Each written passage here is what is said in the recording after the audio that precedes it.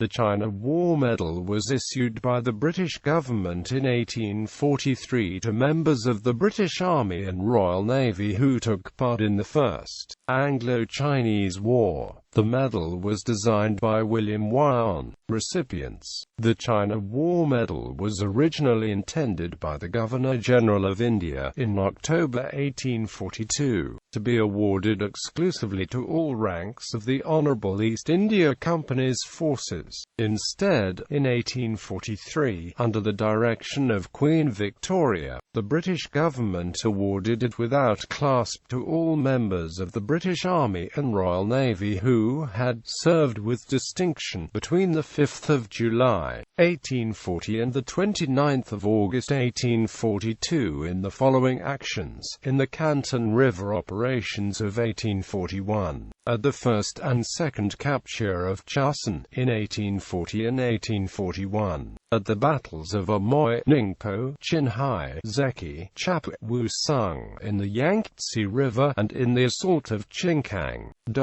This campaign became known as the First Opium War, ending in the seizure of Nanking. The resultant treaty opened 5 ports to trade, and ceded Hong Kong to Great Britain. Description: the medal's obverse shows the diademed head of Queen Victoria with the legend Victoria Regina. The reverse has the same coat of royal arms and shield found on both the first, second and third China War medals, with the inscription ARMISEXPOSCEREPACIM and the word China and a date 1842 in the exig below. The first China War medal's reverse was originally designed depicting the British lion devouring a Chinese dragon. However, this design was considered too insensitive to the Chinese, and so the reverse described above was used. The non-swiveling suspender is plain and straight, being sweated directly to the medal. The medals were named in bold block capital letters with stars used to fill in the spaces as on the Waterloo medal. However, since new punches were used for this medal, the naming appears somewhat sharper than on Waterloo medal examples.